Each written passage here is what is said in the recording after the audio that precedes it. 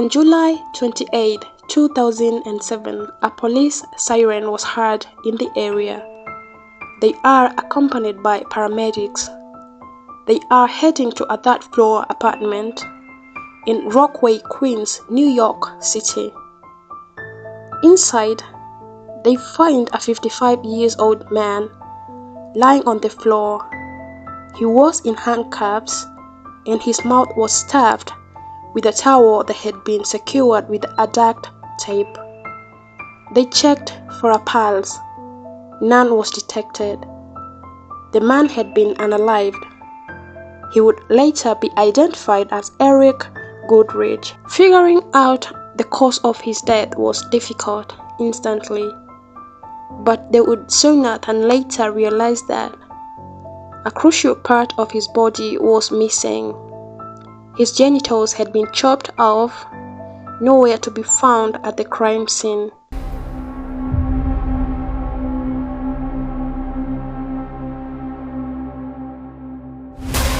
Meet Bridgette Harris, who was born on the 6th of June 1981 in Staten Island in New York.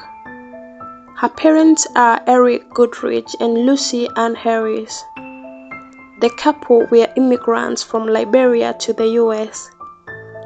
Her father, Eric, was a global businessman and owned a company dealing with exports and imports, record store, and a travel agency.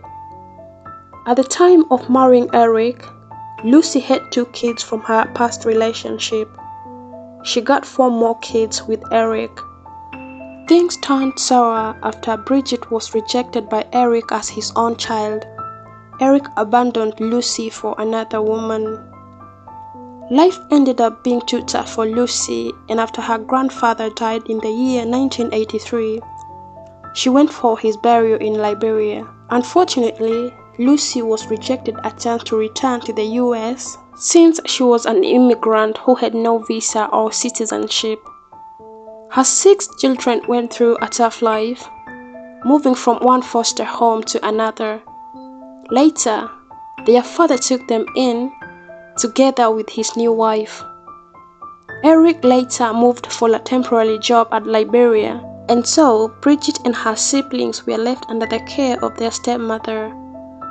Their stepmom would finally get tired of Eric, and so she filed for a divorce. The 6 children went to live with their paternal aunt and grandmother.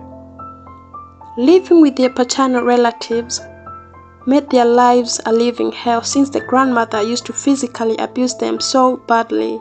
In the year 1994, only at the age of 12 years, Bridgette and her 5 siblings moved to Liberia so that they could unite with their mother. Surprisingly, their mother was emotionally and physically unavailable to them. She spent most of her time at church gatherings and revivals. Despite going through the challenges of culture shock, the 6 children suffered the same abandonment. Civil war was still ongoing in Liberia, and so Lucy had some document that helped her to prove her children were American citizens. They were airlifted to the United States of America. Once they were back in the US, they were faced with the struggle of living with one relative to the other. Bridgette went to an extent of living in women's shelter. In the eyes of the people, Eric was a decent and admirable businessman who many people respected. But what they did not know is that he was a beast in angel's attire. Eric had started to intimately assault his daughter Bridgette only at the age of 3 years. Unfortunately, she had not managed to open up since she had always found herself alone and away from her mother, who was supposed to be her best friend. On one occasion when Bridgette was in Liberia with their mom, she had told her mother about the despicable things Eric had done to her through the years. Lucy did not know how to approach the matter, and all she did was open up to her pastor about the atrocities Bridgette had gone through because of Eric. The pastor finally ignored the matter since he was always busy and quite engaged with ministerial matters. After returning to the US, Bridgette had managed to create ties and friendships. And in the year 2007, she managed to get a job through connections as a security guard at the JF Kennedy Airport. She rented herself an apartment, ready to embrace a peaceful part of life that she had only yearned for. Though deep down she felt sorry and empty, knowing that she had left her younger sister in Liberia, especially knowing that she was already exposed to their monstrous father. She had for years suspected that they too had been intimately assaulted by him, but anytime she tried to speak about the matter to her sister Carlene could quickly shift the subject. After she had gotten the job, she received a call out of the blue. Her father had reached out, stating that he was unwell and needed to relocate to the US for treatment. Bridgette did not take the developments positively. She in fact asked him to lose her number, since she wanted nothing to do with him. But despite the step of pushing him off, she was surprised to learn that Carlene had accepted to take her father in and was now living with her as he went through treatment. The man also claimed that he wanted to apologize and reconcile with his long-broken family. To Bridgette, this was unacceptable and disgusting. On one day, Carlene had begged Bridgette to join the other family members at her house since they had set to have dinner together. She accepted to join them. Bridgette drove all the way to Staten Island, and upon arriving, she would see her father for the first time in so many years. When Bridgette was at the age of 3 years, her father always pretended to play games with her. He mostly enjoyed bouncing her on his knees, where he would finally perform the ferocious acts on her.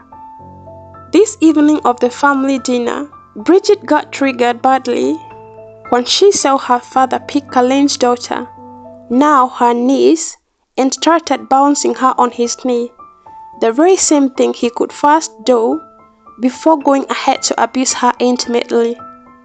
To add salt to the injury, the old man is now claiming that after getting well, he would take Carlene's daughters with him to Liberia. The memories of the pain Eric had taken her through started streaming in her brain.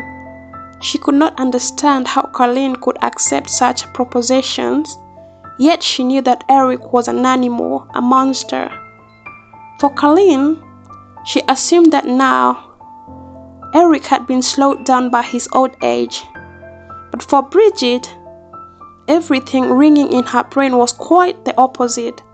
She believed that reporting the matter to the authorities could not solve the issue permanently. Bridgette finally decided to take the matter into her own hands.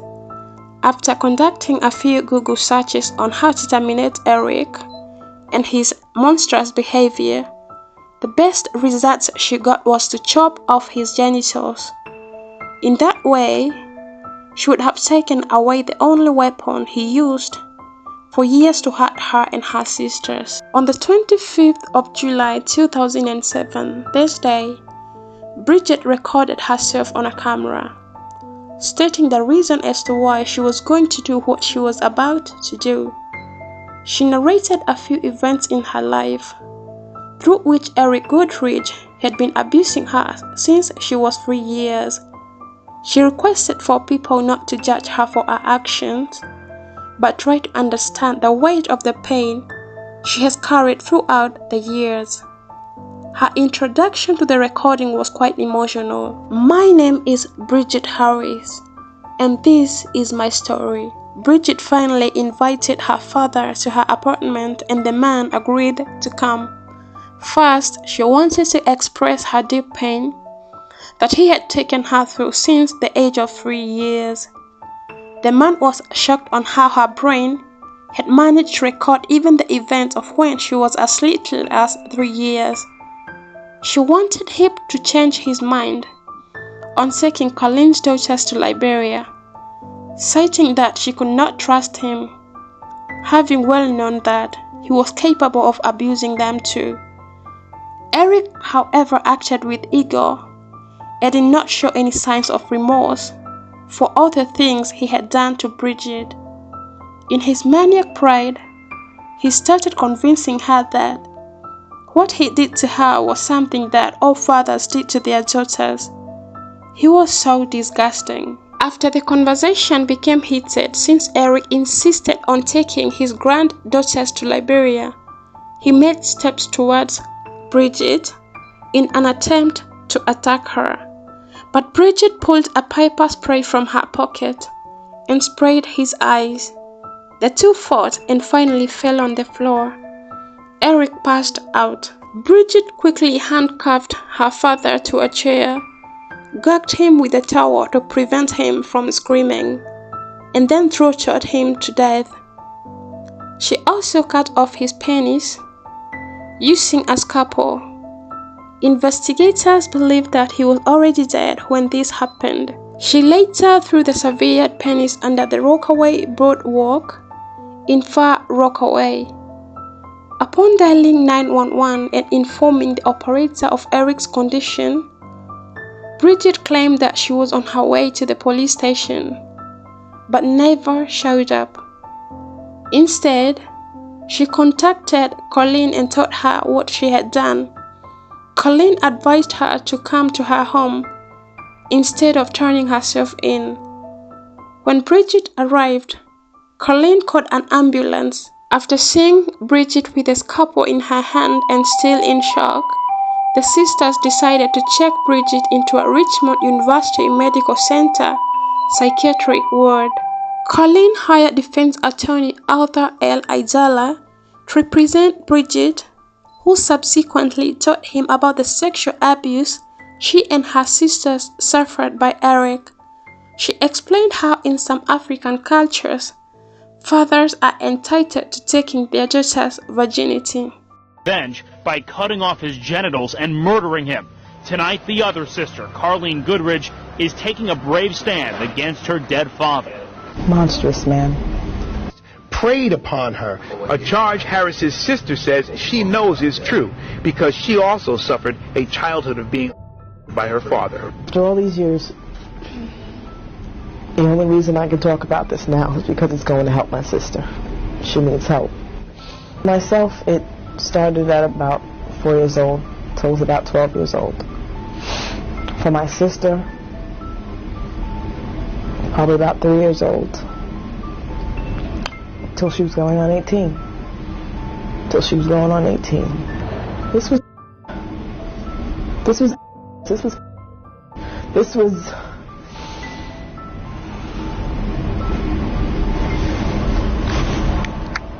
A sister breaking her silence today in a bizarre case of family revenge, a case that isn't what it seems. Sadly, she dealt with this for so long by herself when I was right there, and I went through the same darn thing with her and did nothing. What the evidence is going to reveal here is that Bridgette Harris was the victim of regular and systematic and by her father from the age of 3 years old right through young adulthood. Do you think she just broke down? We all break down. Of course you break down with something like this. We broke down a long time ago. At this point, her cries are loud and clear. You know, she needs mental help. She needs to be heard. She needs to finally deal with, in a healthy way, what she's gone through.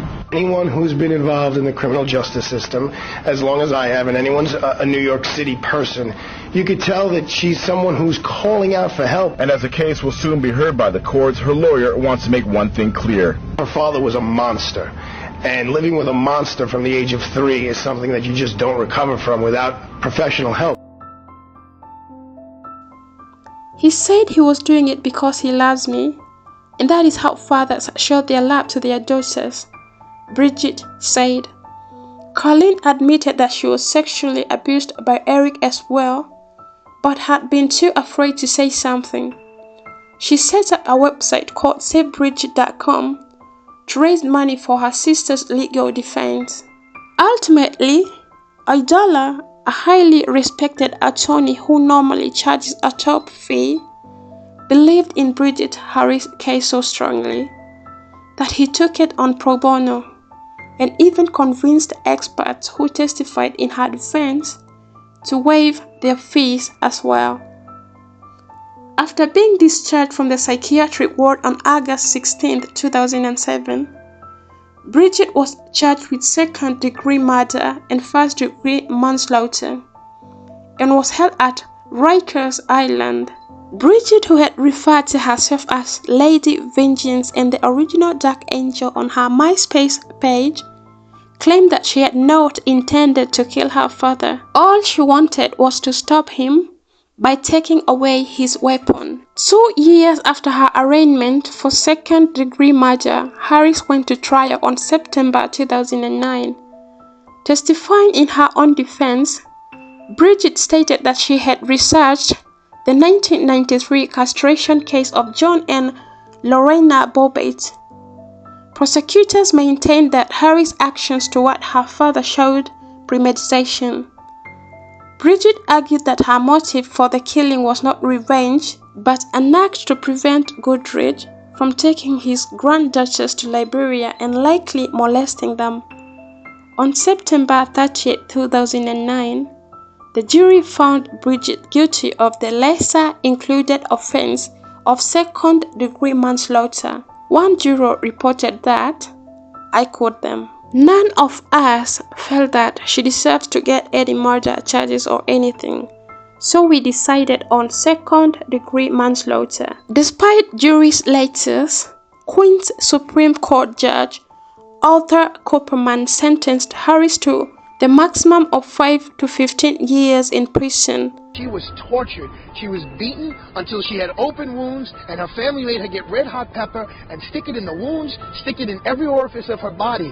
You know, they say you do the crime, you have to do the time. Unfortunately for Bridgette, it was the other way around. She's been doing time until she did the crime. A sympathetic jury convicted Harris of manslaughter, but they urged the judge to show leniency given the horrific past they heard on the stand.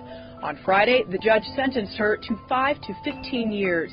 With 27 months already spent behind bars, she'll be eligible for parole in about a year. I am very upset about it. I felt she should be left free. I felt like she had enough. She's been abused all her life, and it's time for her to be able to get a fair share in life. In a nearly unprecedented move, the same jurors pleaded for leniency. George Sarakis is one of them. She is not a threat to society. After serving 3 years, she was released on parole on August 13, 2012. Even after that, Bridgette was somehow faced with tough moments, since some of her family members had renounced and disowned her. That her father abused her. I don't think her father molested her. Even if he molested her, she has all rights, all many years to get up and do something about it or say something. After her freedom, Bridgette worked with the advocacy group Step to End Family Violence. She also worked for DoorDash delivering food on her bicycle, and also volunteered on an organization called Rescuing Leftover Cuisine, where she picked up leftover food from restaurants and bakeries and delivering it to homeless shelter and food pantries around the city. She once wrote an emotional letter during these times out of prison, expressing the emotional battle she was still faced with. I quote, "I know second chances don't come easy, and not everyone thinks I should have one. There are family members and friends that no longer speak to me. There are strangers that are scared of me, and in the society there's a lot of rejection." Bridgette went on to explain in that letter on how she went back and forth with Amazon from months applying for a job, delivering grocery, and after providing recommendations and telling them her side of the story, they ended up rejecting her application. New York City could not even hire her as a garbage collector or cleaning graffitis during the pandemic. She felt disappointed and frustrated by the rejection. It made her feel as though, even after paying her debt to the society, the world was still punishing her. But she assured to keep pushing forward. It's the only thing she could do best. She believed that, even if it meant she had to claim it, she would get her second chance in life, as well as in happiness in general. Anyone can. She added that it was too hard for a child to process any form of abuse, and what they're going through is not and was never their fault.